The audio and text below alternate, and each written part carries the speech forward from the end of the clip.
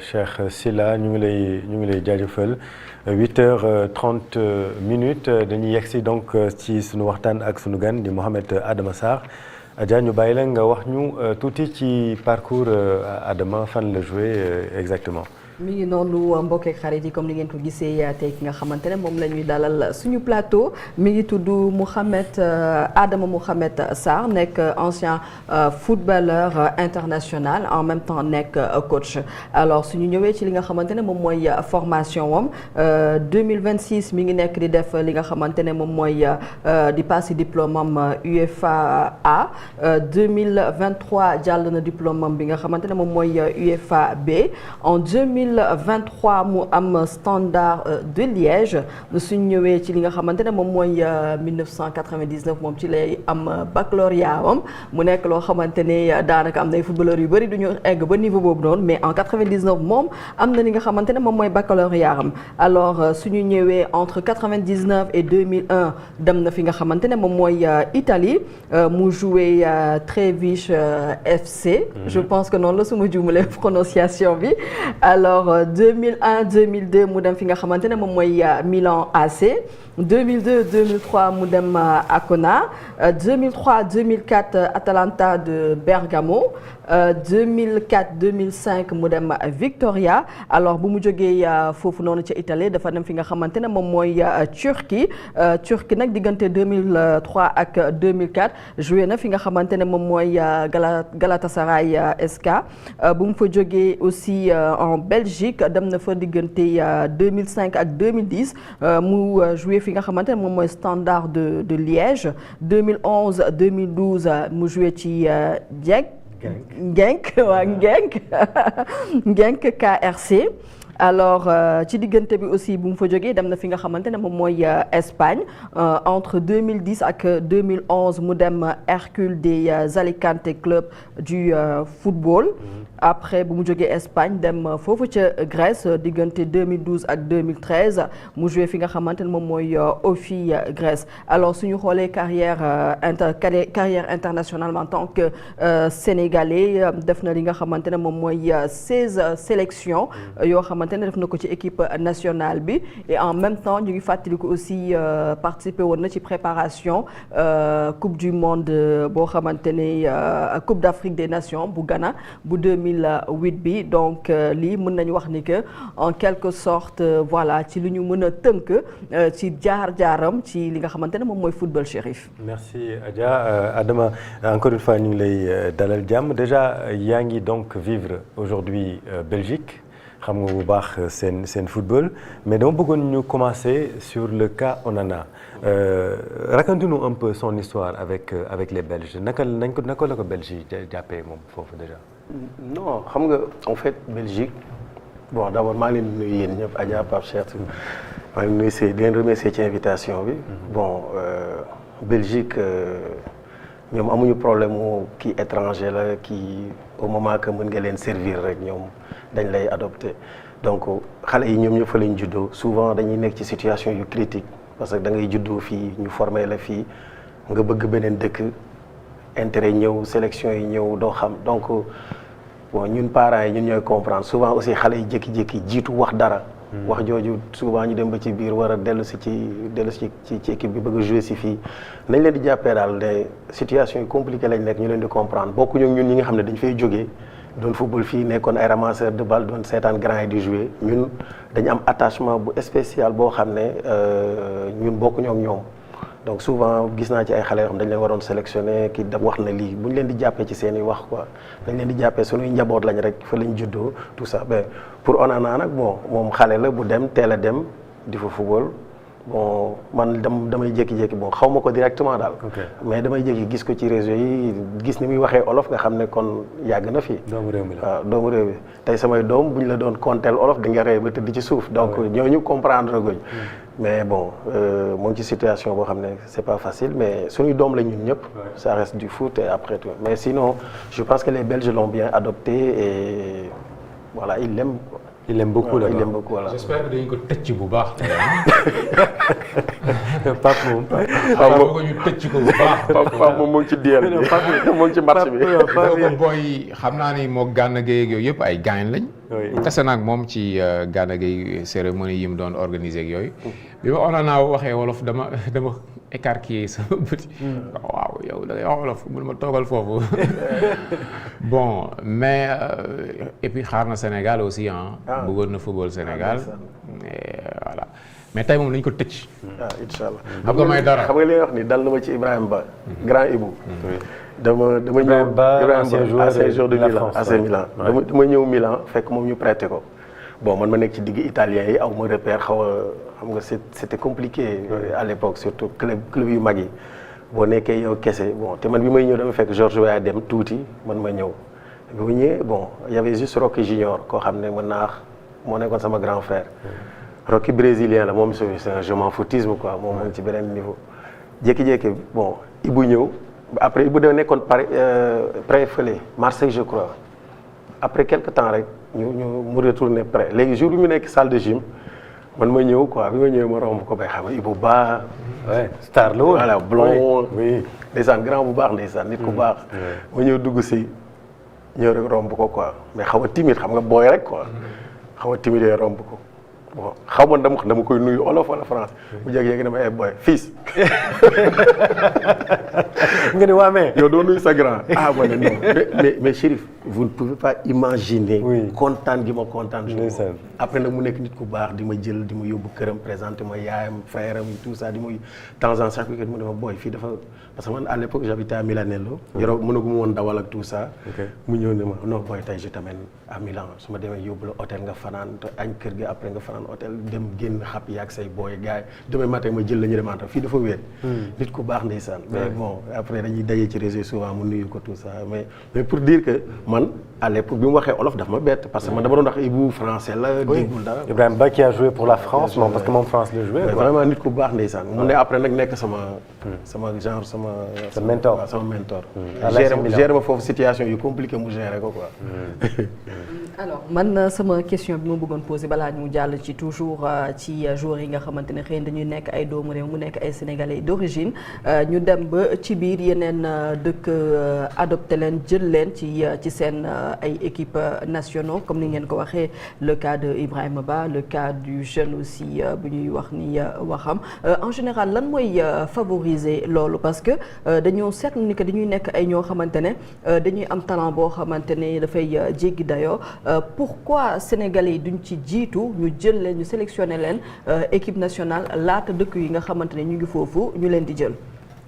Belle question ça en fait Adja football c'est question d'opportunité souvent comme tey dama lay jox benn exemple man j'ai écouté un peu Didier Deschamps bi muy tagg Koulibaly da ko doon waaj a sélectionné heureusement ñun ñu teel ko jël affaire yi njëkkante la en fait. D'accord. léegi ñun dañoo nekk ci benn marché boo xam ne dañuy waxtaan rek ñun suñu centre de formation yi fii yëpp dañuy liggéey pour Europe. dañuy dem léegi souvent benn booy juddoo fa nekk ci catégorie yëpp exemple tey France mën nga wax ne Ibrahima Mbaye bu ñu yeexoon tuuti ñoom ñu jël ko. léegi nag ñun on a compris dañuy njëkkante daal affaire yi njëkkante la souvent nag il faut que gars yi di ko comprendre noonu. xam ne rek ci benn monde compétitif lañ nekk.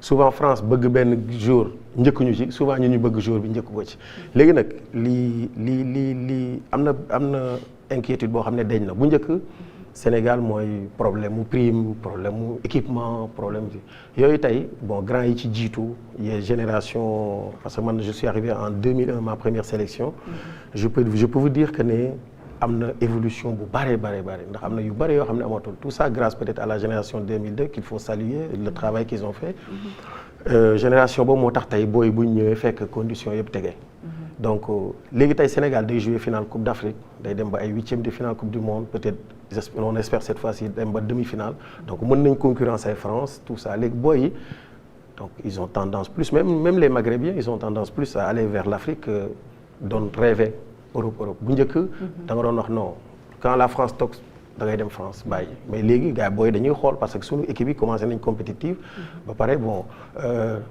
affaire yi mu ngi gën a nekk professionnel toujours nag on va toujours demander plus mais ñun ñu fi njëkkoon nekk man boog sama côté je peux parler de moi-même 2001 ak léegi li may gis il y a quand même beaucoup de choses a été réalisées quoi.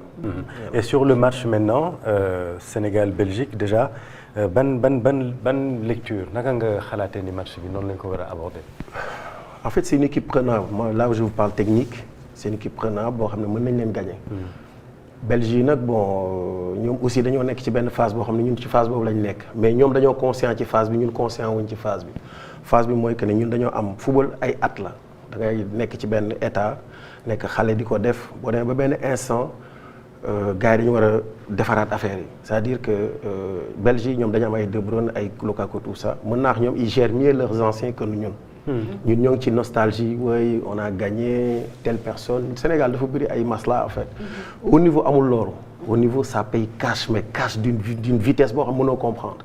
yow jour bi ça après tu mets mal à l'aise tes coéquipiers donc souvent c'est gars yi nekk ci kaw war a décider qui décide en fait décision dafa war a am nit da ngay décider tout ça tey boo gisee Lukaku il a pas eu le temps de jeu en championnat mais le gars il le fait rentrer et il est décisif et il est content.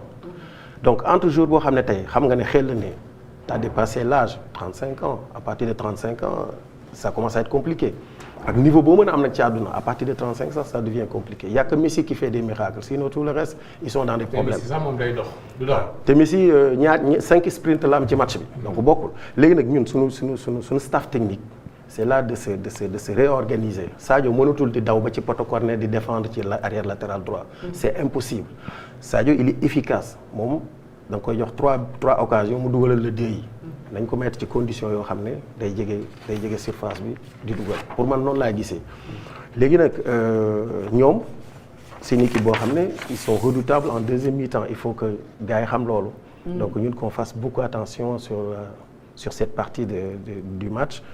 Ba pare man je trouve que l'équipe est court physiquement. L'équipe sénégalaise. waaw je trouve que l'équipe est court physiquement c'est-à-dire que équipe bi day dem ngi bon ñun ñi football dañ koy gis da ngay dem ba benn yàgg nga gis ba benn instant nga gis ne équipe bi nekkatul équipe day amatul bloc. te loolu physique rek a koy indi mooy que ne booy yi pour man je ne sais pas nag nekkuma ci biir mais li may gis daal vision de l'extérieur. c'est ça ñoo neex quoi. non mën na bañ a nekk loolu non xam nga mën na nekk aussi préparation bi ñu waroon def lañ deful parce que je vous dis hein, au niveau c'est ça se joue à ça en fait un truc très minime donc je ne sais pas nekkuma fa woon donc mënu ma leen wax mais li may gis nii daal mooy il faut qu'on gère mieux les anciens. mais wax ko rek dañoo ker fi mu nekk nii moom dañoo ker. Gérer les anciens mais comment aborder le match c'est-à-dire je veux pas peut-être ñu wax ci schéma mais avec quelle organisation venir à bout de cette équipe belge qui est prenable comme ni nga ko waxee. non en fait booy li ñu war a def pour moi en fait bon tu sais entre techniciens ou entre il y a beaucoup de respect je peux pas aller vers le coach en lui disant que tu dois faire ça. Ouais. Il le sait il vit avec les gars il sait mieux que moi mais man li ma xam daal ci lu xam ne mën nañ ko mooy il faut que l'équipe revienne comme avant c'est-à-dire beaucoup d'impact dans les duels il faut que beaucoup de duels parce que moi je trouve que Sénégal il joue des matchs sans même avoir un carton jaune c'est léger en fait donc coupe du monde boo koy jouer ben tu y vas quoi tu y vas je sais pas moo tax ma ne la il y a un problème physique parce que là au niveau dafa boo yëpp mën football soo ko nit boo ko bàyyi muy xalaat jël temps comme li ñu def Odegaard il va nous massacrer mais le gars tu le rentres dedans quoi une fois deux fois il sait qu'aujourd'hui ça va pas donc loolu man laa gis lu ñu manqué te mooy l'argne africaine ci l'impact tout ça et c'est pour ça je dis que l'équipe est court physiquement quand une équipe est court physiquement da ngay gis duñu wóolante en fait mais quand on est physiquement au top on se fait confiance da ngay gis kenn dem ah non c'est bon y a Niakhaté qui va le gérer mais il y a pas ça c'est frileux en fait. donc suñu la déggee ci gàttal c'est un peu comme si da ngay rejoindre la majeure partie des Sénégalais qui pensent qu'aujourd'hui on devrait plus favoriser la jeune génération les mettre au devant certes comme ni nga ko waxee Sadio c'est quelqu'un koo xamante il est décisif importance am ci biir match bi am na ci solo. bon Adja en fait pour man t'as Sadio qui a quand même fait ce qu'il devait faire, en train de le faire, comme Bokandé l'a fait, comme El Hadj l'a fait, comme lui il est en train de le faire et peut-être demain un autre gamin va prendre le flambeau pour monter. Football noonu la. Voilà ku nekk da ngay def tey aujourd'hui moo ngi fi li ñu war a def mooy li ko desee ñu jariñu ci loolu nag techniciens yi ñoo koy def man du ma ci wax dara parce que du sama wàll fi mu toll nii. su ma ci nekkoon am naa lu ma ciy wax mais pour le respect de Pape et de tout le monde je préfère ne pas y mais am na nu ñu war a organiser woo ñun ñëpp ci football lañ nekk xam nañ ko am na neneen nu ñu war a organiser woo ba Sadio va courir moins et va être plus décisif. ba pare bon c'est pas question de jeunesse juste jeunesse l'expérience aussi fait partie du foot mais tey Koulibaly s'il avait le temps de jeu qu'il devait avoir on ne serait pas parler de ça parce qu'il serait à la hauteur en fait ni ma leen mën a wax rek mooy gis nañ jour boo amul compétition ce club boo ñëwee ci équipe nationale di jouer c'est comme en fait tu marches sur des œufs doo taxaw c'est-à-dire que nit bu accéléré rek da lay romb yow da ngay mel ni comme en fait t'as 20 kilos sur toi te loolu ñun ñi nekkoon ci terrain dañ ko xam Pape xam na ko bu baax a baax donc pourquoi faire ça il faut juste prendre Koulibaly dire que voilà t'as pas eu temps de jeu aujourd'hui je t'amène tu es un leader c'est vrai mais pour man l'erreur bu gën a grave dinaa ko wax te je sais pas comment il a fait sa sélection mais c'est d'avoir sélectionné 3 axes centraux ou 2 qui ne jouent pas ça c'est une erreur fatale en fait parce que une équipe se base sur une solide défense centrale gis nga défense centrale moo ngi mel ni fondement wu kër moo góol ñooy loolu ci équipe bu ñu taxawee rek lépp li ci des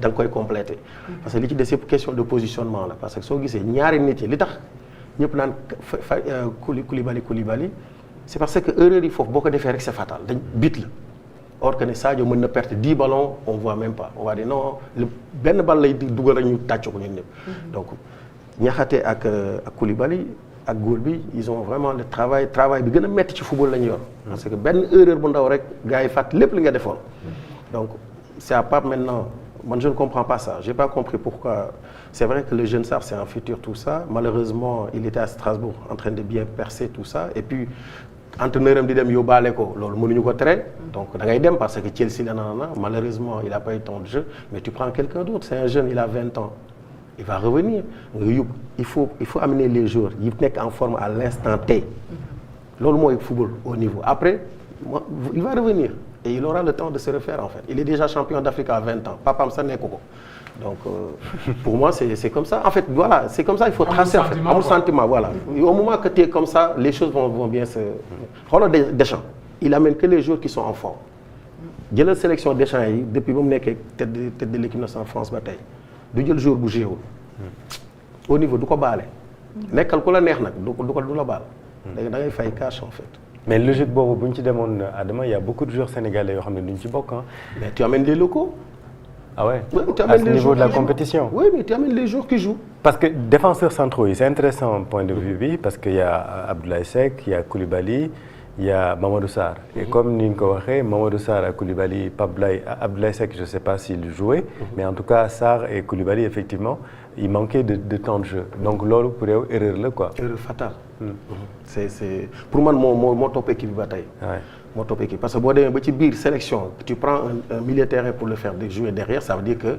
t'as avoué ton erreur quand même tu vois parce que Pathé Ciss ñaata fois le jouer ci ginnaaw yaa ngi dégg xam nga man terrain mën naa ci juum ci place yi ba mu des place boobu non lu ma la ci wax rek téyel parce que c'est sa place la voilà c'est l'endroit où je peux dire Pape là da nga juum léegi yeneen yi mën nañ ci waxtaan wala moom am na foo xam ne bu wax man damay noppi mais fii mën naa ne ko fii da ngaa juum parce que en fait yow mënoo comprendre défenseur central bu taxaw yëpp taxaw sérénité bi muy jox est-ce que yaa ngi seetaan France yaa ngi gis Opam match yi muy def il assure l'équipe Upamecano il assure l'équipe loolu mooy voilà mook beneen booy bi da leen ñi dañoo football saison bi yëpp da nga leen di raw suñu daw dàq la nangu bal bi nag loolu lañ amul peut-être que voilà xam nga souvent Sénégal dafa xaw compliqué parce que da nga gagné Coupe d'Afrique ay nit da nga gagné Coupe d'Afrique ak ay nit c'est agréable ay booy lañ ngeen dund lu nice nga war a ñëw rek ne doo dem c'est chaud mais il faut le faire waaw mais quand même Pape dans l'histoire war na mën a xam ne tamit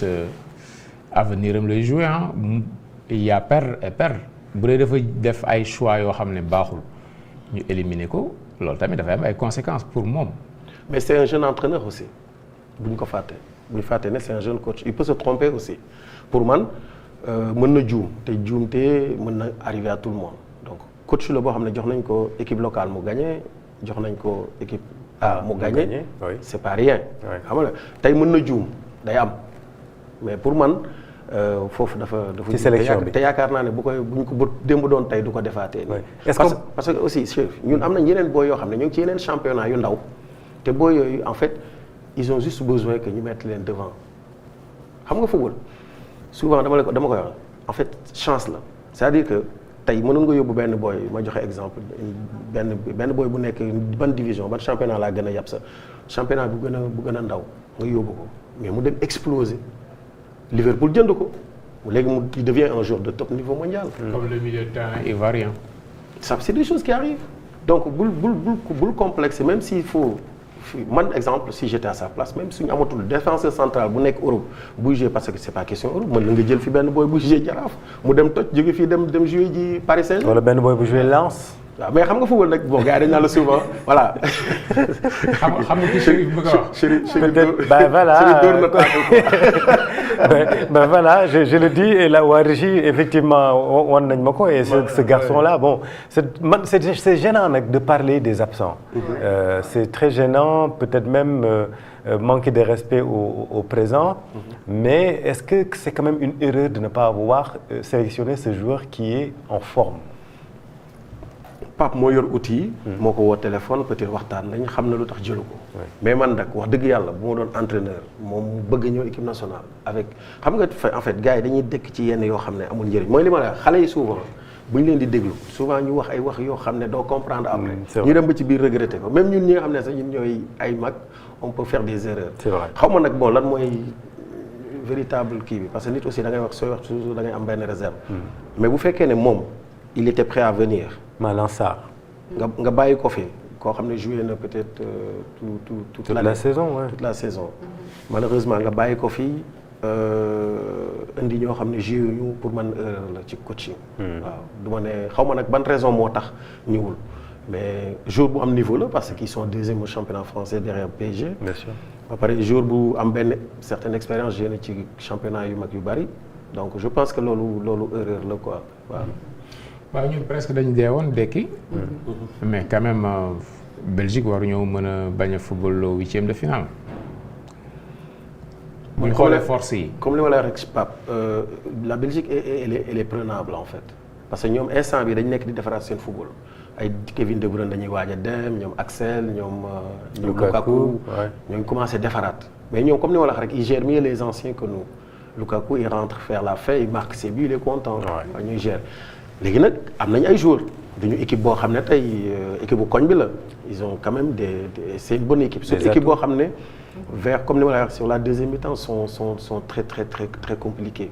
donc il faut que ñun man li ma ci titre rek lenn la te yàlla bu mu am mooy ñun instant bi ñuy baisser niveau physique ñoom instant bu lañ fort. yaa ngi koy wax léegi nii yaa ngi naan en seconde mi-temps et on a remarqué que Sénégal contre la France premier mi-temps bi ils ont assuré mais deuxième mi-temps bi ñu gis ni wàcc nañu donc là mu nar a nekk si le schéma continue comme ça mu nar a nekk loo xamante ne difficulté bu rëy la nar a doon pour équipe nationale bi. en fait sama analyse doon naa ko def mu gën a pointu bu fekkoon ne Irak dafa jouer à 11 contre 11. doon naa la wax loo xam ne tey peut-être que du deñ mais match boo xam ne carton rouge da ci teel a am rek. day déjouer lu bëri. donc doo xam équipe bi ban niveau la nekk. mais daal li ma ci mën a wax mooy il faut qu'on répète la première mi-temps de la France. en étant bien comment on dit ça devant les buts en étant plus précis. Essayer de marquer et puis essayer de gérer la deuxième mi-temps. s'il faut il faut couper le match souvent parce que football il faut am caay-caay di ci am ngay dagg match yi. ñuy gaañ ñi ñuy kii voilà dagg voilà yooyu da ci bokk quoi. nawetaan quoi yëfu bandi. voilà yëfu bandi organisé parce que ñun on a des problèmes en deuxième mi-temps souvent. à partir de 60e minute je vois que l'équipe baisse de l'intensité. léegi nag am na match yoo xam ne comme match bu mujj bi ci lañ dugal mais est-ce que le fait qu'ils étaient à 10 et ils étaient cuits parce que xam nga jouer 13e minute. à 10 ba 80e minute ñu dugalal la ay booy Pape Gueye ak booy yooyu. c'est chaud pour les Irakiens. c'est vrai. donc man daal moo tax match boobu mënu ma ko jël référence mais su ma jëlee ñaari match yu njëkk yi on a toujours eu des problèmes à partir de 60e minute et c'est pas bien. et les Belges c'est ce moment-là qui sont bons. forts. D'accord. Alors il est 8h passées de 54 minutes amis téléspectateurs amis internautes ci la matinale de Evenprod Média alors ginnaaw Sénégal bu mu nar a joué tey ak équipe bu Belgique dem nañu seeti ñi nga xamante ne ñoom ñooy sénégalais yi laaj leen seen xalaat tey jii nii d'après ñoom lan mooy équipe type bi nga xamante ne moom la entraîneur bi war a mën a teg donc avec la complicité de la régie su dee pare na rek ñu dem seetaani élément bi nga xamante ne Fat Bintou Ndour ak Modou Diop defal nañ ko ko. pour man bu ñu tegee équipe bi ñu war a teg Sénégal war a si mën génn de léegi si défense bi pour man Kalidou Koulibaly même bu nekkul si mu nekkee si forme pour man dañ ko war a teg si banc yëpp. classement bu ñu war a teg pour gagner Belgique su nekkee Mendy wër na Mendy moo war a nekk gardien. sama 11 type man Mody Diaw Pathé Ciss Niakhaté Jacobs Krépin Diatta milieu terrain Gana Gueye Habib Diarra Lamine Camara attaque bi comme d'hab Sadio Mané Ismaïla Sarr Iliman Ndiaye. Koulibaly mun a départ Gana Sadio ak kii Ismaïla Sarr mun a départ Jackson ñoom gis naa war nañ mun a départ quoi. Mody Diaw Niakhaté ak Pathé Ciss latéral ma teg fee Jacobs fii nii Krépin si milieu bi Gana Gueye Pape Gueye Habib Diarra attaque Sadio Mané Ismaïla Sarr ak Iliman Ndiaye pour score bi nag man ci man Sénégal day doo 3-0. pour man Koulibaly daf ñu war a xaaraat quoi ñu indi comme li ñu indi woon bii passé Ibrahima Mbaye départ tamit Sadio Mané des fois il faut muy génn quoi. mais biñ tegan temps bi jàll baax na bi mu tegan bi jàll nii baax na boobu baax na tegaat boobu rek. mais bu ñu defee li ci war Sénégal war na ci mën génn waaw ñun nag xam nga ñu ngi si 2-0 incha allah jaajëf. 3 le Sénégal gagne incha allah incha allah. score bi 2-1 laa jox pour Sénégal. match bi maa ngi ñaan Sénégal door 4-0. On va taper au PSG. 5-0. nokkal bu baax. ok. Yadia Faye. mais n'importe quoi. donc voilà. comme on dit coach Adama yow lan nga xalaat c'est les Sénégalais comme ni nga xamee ñëppay teg seen équipe tout le monde est coach. quand l'équipe nationale joue. mais plus sérieusement naka la ñu war a yan avec quel homme en fait aller à l'assaut des diables. Comme il l'a dit quelqu'un, on ne change pas une équipe qui gagne. Oui. Mais je pense que Pape Gueye doit jouer. Pape Gueye, hein? Ouais, Pape Gueye doit rentrer de base. Bah, pareil, en fait, le match passé, le jeune Ibrahima Mbaye, il faut que coach me prépare que match booy dugg remplaçant. di fekk ki ngay jouer sonn mënul bokk ak match boo xam ne nit ki da nga démarrer ak moom en même temps. donc moom entame match am moo baaxul. parce que moom d'habitude il est habitué à rentrer vers la fin fekk peut-être que gars yi am 60e minute sonn mu ñëw accélérer rek. donc l'autre fois on a vu qu'en première mi-temps il voulait faire la même chose il passait pas parce que le gars tu débutes le match en même temps que lui. sur 10 occasions sur 10 actions il va t'arrêter. donc yooyu mooy yi ci war a def après. Gëw moom mu changer tactique donc il va aller toujours sur le même système de jeu qu'il a mis jusqu'à maintenant. Je trouve que Pape Gueye doit démarrer le match. Au pire, peut-être que pourquoi pas essayer l'attaquant, comment il s'appelle, Bamba. Bamba Dieng. Ouais, pourquoi pas il faut lui donner sa chance. Donc mettre Bamba devant et voilà on verra. Le fait que jouer wu ñoom tamit boobu ba léegi depuis le début de la compétition ça duñu manquer compétition. Bamba c'est un attaquant instinct lay jouer même bu ko dugalee 20 minutes de la fin mën na def différence loolu aussi c'est une bonne chose bon moi aussi j'ai beaucoup aimé le repositionnement d'Ismaël devant les buts parce que moom boo xoolee toute l'année ou bien il y a 2 ans 3 ans il joue plus sur le côté donc moom waa ji moo ngi koy teg ci kanam mu ñëw dugal décisif bon ski boobu aussi j'ai beaucoup aimé changement boobu donc c'est des choses que moo ngi instant moom moo ngi jéem a placer booy chacun à sa place je pense que yooyu rek lañ fi am sinon j'attends pas que mu def chamboulement yu bëri quoi. Je pense qu'il va aller sur les mêmes bases qu'il a fait les derniers matchs. bañ a teg Sarr ci digg bi conséquence bi mooy que Jackson ne va être sur le banc est-ce que choix la boo xamante ni dañ ko war a def. Il faut trancher. Ouais. Si c'est exemple Ismaël est plus efficace il faut le mettre devant. Moi, li ma lay wax rek, il y a pas de sentiment au niveau. Il faut mettre les gens qui te font gagner. Ça veut pas dire que Jackson ne peut pas jouer un autre rôle. Ouais. Mais actuellement, il faut que Ismaël mooy def différence bi. Ismaël, il faut le mettre dans les conditions de son club, dans les conditions de lui qui joue Crystal Palace. Et il est performant avec Crystal Palace. Quand tu le mets là-bas, je pense qu'il a toujours répondu présent. Je pense que c'est le coach aussi est au courant de tout ça. Li nga wax sànq ci défense bi. À savoir que dañu manqué rythme. Donc peut-être que on mënoon leen gérer autrement. Est-ce qu'on peut en dire autant ci milieu de terrain bi avec quelqu'un comme Idrissa, tout en sachant que quand même il était le stabilisateur depuis un certain moment de cette équipe. Bon, comme je dis, l'âge ça compte un peu.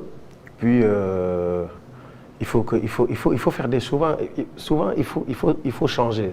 C'est-à-dire que dañuy nekk ci benn match boo xam ne c'est pas parce que gars yi dañu màggee tout ça mais c'est juste que à un moment donné il faut que nga dugal du sang neuf parce que ñun ak France dañu nekk 3 ci digg bi ku seetaan match bi ñu dominer leen parce que France jouait avec ses 4 gars devant et Mbappé et Dembélé ne se coordonnaient pas pour prendre Idrissa. Donc Idrissa prenait la balle, amenait supériorité au milieu. C'est ça qui a fait qu'on a dominé la première mi-temps. Et puis jour ba may seetaan télé rek ne sama jabar gis nga France buy dugal milieu terrain rek incha allah dëgg ñoom peut-être ñu gagné match bi mu ne sa làmmiñ ma ne ko baax na mais Deschamps a rectifié. Olysée. Il a remis quelqu'un au milieu pour teg ko ci Gana koo xam ne moo gën a frais Gana moo gën a xale ba pare moo gën a ci côté compétition il joue à un niveau et la différence a été là. Maintenant souvent il faut changer. Da ngay gis coach bi def coach parce que jeu d'échec la en fait entraîneur da ngay gis entraîneur bi teg dara yow nga lire ko jéem ko contrer à ce moment-là man si j'étais là-bas man dafa yomb may wax après parce que football l'instant T c'est compliqué à gérer donc à ce moment-là ñun waroon nañ réagir neneen pour garder monopole milieu de terrain bi mais on l'a pas fait et c'est là que tout est parti. D'accord. Alors aujourd'hui tey nekk nga koo xamante ni Mouhamed yaa ngi foofu noonu en Belgique tey suñu doon wax les points forts de l'équipe belge ak leurs points faibles par rapport à nos Lions. Ils ont des points forts, c'est leur gardien, il est très fort. Courtois loolu ñëpp xam nañ ko qu'on évite surtout d'aller au tir au but, il est pas mal. Ouais. Puis ils sont forts au milieu, c'est là où joue Onana, tout ça, donc ils sont forts au milieu. Mais la défense, on peut les prendre. C'est une défense qui est en train de se construire. Ils sont pas bons aussi sur les côtés. Je pense que sur les côtés, ils sont prenables. Là où on a des bons joueurs, eux, ils sont pas forts là-bas. Par contre, devant ça, c'est bon. Devant, c'est du lourd. Donc, ouais. Qu'est-ce qu'on peut espérer? Bonne probabilité lañ mën a espérer. Gagner, à part gagner. J'espère qu'on va gagner, franchement. Ça reste le foot, mais je pense qu'on a les moyens. Ouais. On a les moyens. Si le Sénégal joue à son niveau, je pense qu'on passera, Inch'Allah. Ouais. Il y a aussi les autres équipes africaines. Dem Côte d'Ivoire raté la qualification de très peu. Il y a aussi le Maroc qui est en train de faire vraiment une bonne compétition. Qu'est-ce que ça dit un peu du football africain? Ça veut dire que nous avons progressé bu baax a baax. Tey jii il y avait 10 nations, 9 étaient qualifiées en 16e. Qu'est-ce que ça dit un peu du niveau du foot? Ben, on commence à donner raison, je peux dire, les dirigeants qui ont pris ces initiatives d'augmenter les nombres d'équipes africaines. On voit aussi que la Coupe d'Afrique devient de plus en plus attirante, donc tout ça vend l'Afrique. Et puis les équipes africaines étaient présentes. Donc c'est une très très bonne chose. Moi, de façon globale, je suis très très très satisfait de ce qu'ils ont fait jusqu'à maintenant. Oui. Et j'espère que ça va continuer, que même en quart, on va peut-être avoir 4 équipes minimum. Oui. Et puis, parce que là, c'est la vision globale de l'Afrique. Donc, on n'est plus du Sénégal. Donc, voilà. Et je pense que là, le Maroc fait le taf. J'espère que le Sénégal aujourd'hui et les autres vont suivre. Le Cap-Vert a des chances aussi. Donc, c'est des choses qu'on peut espérer. Maintenant, avant, le football était limité juste en Europe, la Coupe d'Europe. La Coupe d'Europe des Nations, oui. On voit que maintenant la Coupe d'Afrique commence à prendre sa place et peut-être même devant de côté attirance et côté impact dans le monde, voilà, il prend sa place et ça c'est suivi au niveau de la Coupe du Monde. Oui. L'équipe Maroc elle est impressionnante quand même. En fait, Maroc c'est une équipe collective.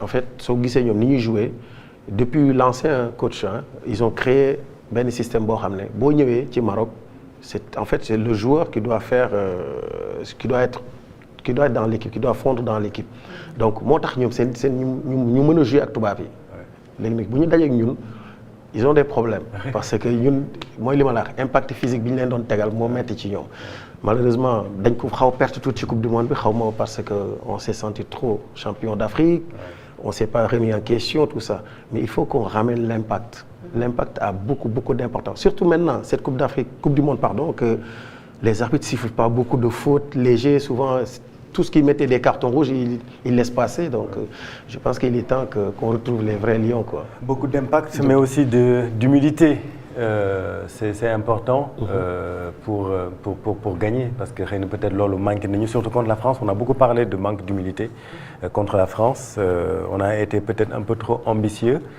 jusqu'à tiit ci bañ a jàll mais finalement jàll nañ donc là il va falloir mettre de l'impact mais aussi être humble face à cette équipe belge. Humilité mooy football. man dama am benn entraîneur bu ma doon wax Mohamed le football c'est un éternel recommencement.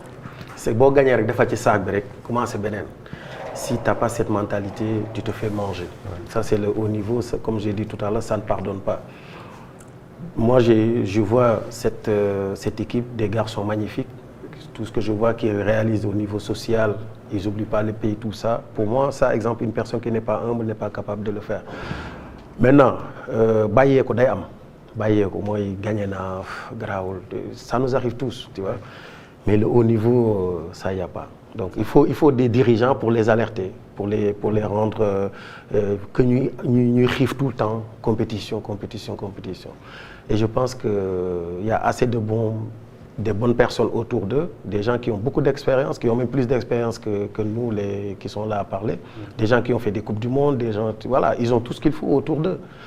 Voilà, maintenant on va les supporter, on va les pousser et j'espère que Pape va faire les bons choix, tactique, technique, tout, parce que c'est lui qui a tous les moyens aujourd'hui. On peut tous parler autant de fois qu'on veut, c'est lui qui donne la sélection et j'espère qu'avec l'aide de Dieu, on s'en sortira. D'accord. Inch'Allah, on espère tous en 9h passées de 7 minutes que tout le monde se mobilise derrière les lions de la Teranga. Ñu dooleel leen ndax ñu mën a dem jël li nga xamante ne moom mooy victoire bi Chérif dañuy. 9h 7 minutes mën nañu seetaanante beneen micro-trottoir toujours pour rester dans le match. Parce que dañu terminer avec Adama quand même avec ce pronostic. ñaata la ñuy gagner on va pas dire nu match bi di demee mais ñaata la ñuy gagner. face à cette équipe belge mais bu ñu seetaanee peut-être le micro-trottoir sur l'optimisme des Sénégalais parce que malgré tout quand même Sénégalais ils sont optimistes que ni dinañu gagner ñu seetaan le micro-trottoir et on revient pour les pronostics et que on va continuer de parler du match avec les acteurs de Borom Kër qui se mettent tout simplement à la place de Pape Thiaw comme tous les Sénégalais on suit donc le micro-trottoir. xawma ci dara man match jot ma seetaan loolu laa ci xam franchement. li may wax supporters yi mooy ñu bañ a précipiter parce que c'est une compétition mu ngi door a commencer 16e de finale yi si la compétition bi door a commencer tey boo gisee les Pays-Bas tamit génn na démb donc Maroc moo ko dóor kon football bi maanaam jarul yàkkamti man li may ñaax les supporters sénégalais rek moo ñu nekk seen ginnaaw équipe ànd ak ñoom dooleel leen bañ a décourager parce que ça reste que le football du cadre du football. ñoom ñii génération bi ñaata coupe du monde lañ defagum. donc duñ ñëw rek benn jour rek wala ñaari fan rek ñu bëgg li ñu defoon si lu baax yëpp ñu yóbbu côté négatif man d'accord ma si côté boobu quoi franchement parler il faut que supporters yi tamit xoolaat seen taxawaay population bi wàññi critique yi bañ leen mettre la pression aussi tamit parce que les gars ils jouent pour le peuple ñoom ñoo gën a yàkkamti marqué ay buts gën a libérer le peuple. waaw réseau yi moom booy seetaan moom da ngay xam ne gars yi dañuy xarab ku ne di sànni xeer mais bon nañ leen encourager te xam ne indiloon nañu Coupe d'Afrique gën leen encourager ñu dem si kanam parce que suñu équipe la ak nu mën a demee ñoom ñi dem am nañu yéene pour am ndam su yor yëpp fa ne ñoo gën a am yéene pour am ndam buñ sañoon ñoom duñu kii mais nag yàllaay dogal. mais boo gisee gars yi di saaga di métti lu affaire yi erreur la te la erreur du ñàkk entraîneur bi sax day juum te lu mu defoon bee passé dafa juum moo tax mu rectifié ko bii nii. xam nga équipe boo ko bëggee rek da nga ko bëgg te ñun aussi amuñu lu Sénégal moo defa aussi quoi dañuy far bi ëpp quoi moo tax. mais dëgg la ku ne yaay doon am nekk nga entraîneur parce que xam nga aussi léegi aussi football aussi jamono avancé na foo xam ne gars yi da ngay gis soo xam ne doo entraîneur mais xam-xam bi moo avancé ba gars yi dañuy joxe seen xalaat. mën naa am 3 wala 2. 3-0. 3-0 wala 3-1. xanaa mu def classement bu baax rek. Ah loolu moom yàlla moo xam waaye su ma bëgg man 4-0. 9h09 donc Sénégal ñu koy ñaanal mu gagné tey ci guddi face aux Belges Mohamed sa kàddu gu mujj parce que da nga war a ñëwaat suba ñu débriefer waat le match lan ngay ñaanal Lions yi et puis ce pronostic pour le match. Je souhaite qu'ils prennent du plaisir déjà parce que des compétitions comme ça, nous, exemple moi personnellement, j'ai pas eu la chance de le jouer. Et qui prennent plaisir parce que ce sera des moments inoubliables pour le reste de leur vie et qu'ils font tout pour rendre fiers, comme ils l'ont toujours fait, le peuple sénégalais, c'est de gagner le match. Et puis, moi, les pronostics, je ne suis pas trop fort, mais je veux dire que qu'importe quelle manière, il faut juste qu'ils gagnent. Sànq yaa ngi wax que ni la presse belge ñi ngi la doon interroger démb tamit ñoom lan mooy seen crainte ci équipe bi.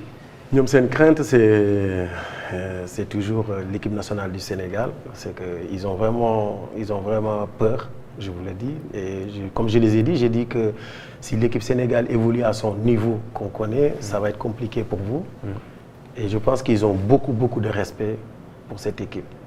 Et ils nous prennent vraiment au sérieux. Et c'est ça que j'ai senti en eux. Maintenant, ça reste un match de football.